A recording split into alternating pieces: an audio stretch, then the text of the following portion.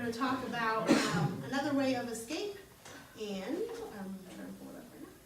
So when we talk about things that the enemy tries to trap us in, what's another method of being entrapped? What's another thing besides a mousetrap, besides handcuffs? What's another thing we think about locking up and unlocking? All that stuff. Yes. Cages. Cages. Okay, that's a good one. What else? I suppose I can use my microphone. Muzzles. Muzzles. Okay, those are true. Those are things that you use. Hopefully not on people, but yes, those are things. There are some people I know that I like to put a muzzle on their mouth, but anyway, we won't talk about that tonight. Anything else? Anything else you think of having to escape from? Okay, let me ask you this. Have any of you ever been trapped either in or out of somewhere that you had to have a key to get through? You ready? Yes. So I'll tell you a very fast story, really quick, and you can tell Miss Casey I told you if you want to. But anyway, so we had moved back, and we weren't here for very long, and there was a great story that happened, and Cameron locked Casey out of her house.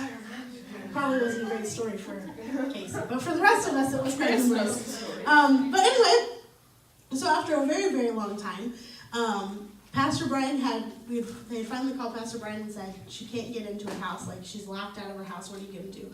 Like, can you help us, whatever. So they called and Deanne was like, let me get a hold of Brian. So he said, can you have a key? Can you come back? Whatever. So he was in Davison, and he got all the way back. So she was out of her house before then. So, I mean, she had to be out of there a long time. And it was right in the middle of, like, the snowy cold. It was really bad, and she's locked out of her house. And she was dependent upon Cameron to let her in because she didn't have a key with her, right? So it's a very long story, but we're not going to make it long tonight. But he was in the middle of watching the show, and so he really didn't want to have to miss it. So when the show ended, he was willing to come to the door, but not before the show ended. So if you didn't have a key, you had no way of getting into a place. Now there's also times maybe where somebody has locked you out of something. So like, maybe you're like in a bathroom, or you're coming up from the basement and somebody holds a door shut on you, or maybe you're like trying to and they lean up against it, and they don't let you out. Those things happen. We're going to go to an escape room, and we're going to pay money to be locked in a place. So kind of whatever. But anyway, so you have these ways, and you have to escape using a door, a key, whatever it might be. And so that's what we're going to talk about really quickly tonight. But before we do, we have a theme verse that we have been studying. Has anybody memorized it? I'm going to give away a free shirt tonight. Okay, so this is the verse. If you memorize 1 Corinthians chapter 10, verse 13, and if you use the verses app, I promise you it helps you so much. But it says, no temptation has overtaken you that is not common to man. God is faithful, and he will not let you be tempted beyond your ability. But with the temptation, he will also provide the way of... That was really weak, guys. A way of... Escape. That you may be able to endure it. So, our theme verse for you to remember and to think about in all the lessons, whether it's handcuffs or mousetraps or padlocks, whatever it might be, you want to be able to escape it. So, the Great Escape tonight is talking about the key. The key, the key, the key. So, most people know that if you have a lock, whether it's a padlock or a lock on your doorknob, whatever it is, you have some kind of lock, that you're not going to get access without the key. So I can walk up to it and I can say, open, sesame, and it's not going to open, okay? I can, actually, might submit me to a place where they would lock me up if I started doing that. But anyway, that's beside the point. So anyway, the enemy has a plan for your life, and God has a plan for your life. Anybody ever heard that before? Whoa. That's right? Awesome. Okay. So what is the enemy's plan? We all should know this, right? I am like super like allergies all up in here, so you could be saying something I can't even hear you guys. So you have to be extra loud tonight. To trap us. To trap you, very good. What else? Destroy you, yes. What else? Destroy the key. Kill, yes. So John 10:10, right? Most of you know this from probably Bible quizzing, right? The thief comes only to steal and to kill and to destroy. So is the devil going to bring you your future husband? Well, he might be the right one, right? Okay, he's not going to come to bless you, to give you money, to prosper you, to anoint you. Okay, that's not not what the devil's after. He's out to steal and kill and destroy. And he sometimes makes it look pretty, and it sometimes causes you a lot of trouble, but that's his purpose. And the God said, I came that you might have life and that you might have it abundantly. So the devil's plan, we already know, is to destroy us. God's plan is to bless us. We already know that all the time. We've heard it, know about it. But in Revelation chapter 1, Easter is coming. We'll talk about this a lot. But it says, don't fear. This is the Lord talking. He says, I am the first and I am the last. And I am alive, right? I died, but I came to life. And my life is now forever. See these keys in my hand. See these keys in my hand. Okay? How many of you have a key to your house? Anybody have a key to your house? Some of you? Maybe. Some of your parents don't trust you enough. That's okay. You'll get there, hopefully, before you turn 21. We'll see. Anyway, so you see these keys in my hand. They open and they lock death's doors. They open and they lock hell's gates. So when Jesus died and he came back to life, he took what with him? The keys, right? And so I remember when I was a little kid and my parents were working at a children's home that was for Methodist. It was a Methodist church that, I lied, Presbyterian church that, I didn't mean to. The Presbyterian church is the one that had this children's home, and so you had to go to a Presbyterian church. Now, we were not Presbyterians. We grew up Pentecostal, and it was really hard to go to the church. Like, I went there and I started clapping my hands and realized you weren't supposed to do that. So it was really bad and hard and difficult to attend, and you were supposed to pray what was on the paper for the week, and all this stuff, and I was like, this is crazy. So it was Easter Sunday, and I said, we're going to go to that church for Easter. It's going to be terrible. And my sister said, don't worry. Me and you are not going to go to that church. We are going to go somewhere where they're going to talk about the real good stuff, like real preaching. We're not going to go listen to the little sermon where you sit down and you follow along what they're saying. We're going to go where there's some real preaching. So me and my sister went. She took me. She drove me. She's, by the way, for those of you that keep asking, she's older than me. Okay, so everybody say that. Sister D is older. Okay, good. So she's older, and so she drove me to this church. And went to this church. It was a Pentecostal Church of God in Louisville, Texas. Not Kentucky. So Louisville, Texas, here we go. We're in this church. And they had a guest speaker. And I remember he was getting down in our face, like in our pew where we were, and he was spitting on us.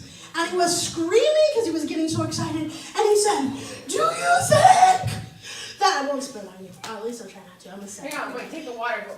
He's like, do you think that Jesus went into hell and had to fight Satan for those keys?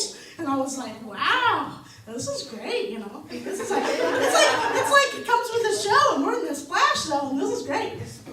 My sister was like, but I was thinking this. And so he would run and he would scream about it. And I was thinking about it, like, I wonder, did he fight him? I was a little kid.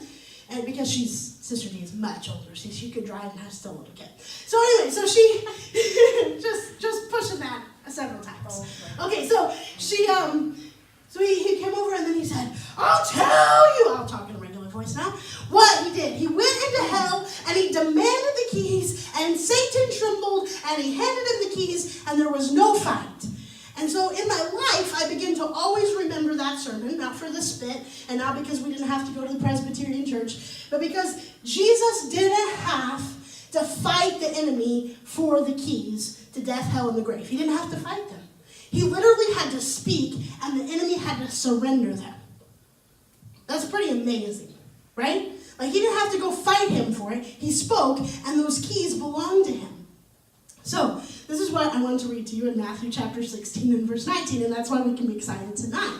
Okay, so this is what it says. In the King James it says, I will give unto thee the keys of the kingdom, and whatsoever thou shalt bind on earth shall be bound in heaven, and whatsoever thou shalt loose on earth shall be loosed in heaven. Now let me ask you something. Can you give away something you don't have?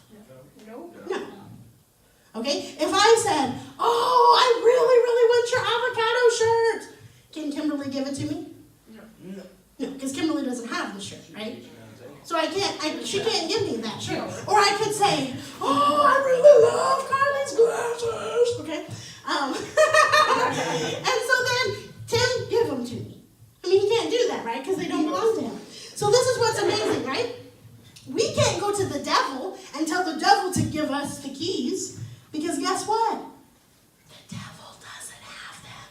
So whatever you're bound up in, and you're like, I just got to get free from this. I just got to get free from this. I've got to get the devil to give me back. Whatever. He doesn't even have the keys to it. He might have been the person that locked you up, but he don't have the keys. So you don't need to go to the enemy to get keys. You go to God to get keys, because God's the one that has the keys. And he says he will give unto thee. So King James is sometimes a little hard to understand for our brains in 2019. Okay, so here it is in the Message translation. The same passage of scripture, okay? That's what it says. And that's not all. You will have complete and free access to God's kingdom. Keys to open any and every door. Everybody say, I got the keys. I got the keys. Okay, well, about half of you were really, really good at it, and the other half of you were okay, and then there was maybe one or two of you not so well. Anyway, that's half and half would be a whole, so my fraction's a little off. Okay, so let's try it again. Hold up your hand like you got some keys. Say, I got the keys. I got the keys. Much better. Okay, so you got the keys. God, the creator of the universe, the star breather, Jesus, who was killed and murdered and put in a grave and come flying up and resurrected and then went to heaven, and he's making a home for us. That same God, that same Jesus, has the keys and then says, I'm giving to you the keys, so that you will have complete and free access to God's kingdom. Keys to open any and every door. No barriers between heaven and earth and heaven.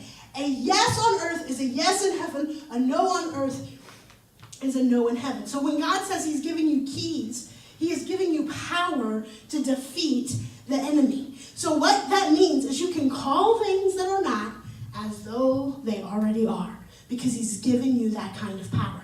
Let me explain to you something. I have keys to my house. I don't give you, when you come into youth group, a key. Would you like a key to the house? Would you like a key to the house? Would you like a key to the house? Okay, I would be insane, okay? Not doing that. I appreciate Logan, and I love that Logan loves ranch nearly as much as I do. Makes me happy. But I also appreciate that Logan came and said, do you have ranch? And I said, I do. And then he proceeded to ask, can I go into your house and get the ranch? Thank you, Logan. Everybody, clap for Logan. Great job, Logan. He didn't even know what I was talking about. So he knew what he wanted, and he knew who to ask for access to it, okay? Now, listen to this. If a person across the street that I've never seen before asks me, may I go in to your house and get your ranch? Do you think I'm going to tell them yes? No, I'm going to say, no, let me get you some ranch and bring it out to you. You're not going to my house, okay? You're a stranger. Don't know. Not gonna invite you into some ranch, okay? That's precious to me. Okay, so here's what I'm saying, right? So you have a familiarity with Logan. I have enough trust to allow him to enter into my kitchen to grab my ranch because I know him and I trust him, right? You don't trust me? But even with that, I'm not sending him home with a key to my house. Got that right. Right? I'm not going to send him home with a key to my car. Right? I'm not going to be like, Logan, you can drive. You have a piece of paper that says you can drive, but I'm still not giving you keys to my vehicle. But this is what's amazing, right? My daughter has a key to my house. You know why? Because she's your daughter. Because she's my daughter. Now, I love all of you a lot, but you all don't have keys to my house, okay? Listen to this. Here's what's amazing. You are God's sons and daughters. And so, no, everybody in the whole world doesn't get to until you come to recognize who you are and whose you belong to. And then God says, I give unto you the keys to open any and every door. That's what he says. Any and every door. So that means that if God has things and you keep saying, why can't I accomplish this? Why can't I do this? Why am I locked up in this situation? Why am I placed back here? Why can I not get out of this place? Why can I not get through this place? All you have to do is grab the keys that God already gave to you. He already gave you the key to overcome every addiction that you have in your life. He already gave you the key to get out of every bad relationship you ever have. He already gave you the key to overcome all of the things that the enemy has locked you up in. He already gave it to you. So now your job is to what? What would you do with a key? Unlock. Woo! Thank you. Woo! Yes, you got to unlock it. So you can have a key. Now, I want you to think of this real quick and then we're going to pray. But I want you to think of this. How stupid would I be if I came home and stood outside of my door and said, oh, I'm freezing. I just want to get inside. Oh, I'm so cold. Oh, I just want to go to bed. I just want to go potty. I just want to get a drink. I just want to go inside. You guys would be like, she's psychotic, right? I mean, that would really be stupid, wouldn't it? When all I had to do is put a key and turn it and open the door. That'd be kind of dumb to stand outside. But that's what we do. The enemy's like, here, if I put this door here, if I put this lockbox here, then you're standing out there, ooh, I don't know if I can do it. Ooh, God, help me, Jesus. Okay? He's like, stupid. Put in the key, turn it, and open it up. Like, it's that silly. I don't know if God really looks at us and says stupid, but I mean, I would if I was God, but, you know. Anyway, he's much nicer than us. Okay, so anyway, the whole point of tonight is to tell you this. Whatever it is that you're wanting and expecting and hoping from God, you have the power to achieve it if you use the key that he already gave you. Does that make sense? Does that make sense? Yes. Yes? Yeah. All right, so if somebody can...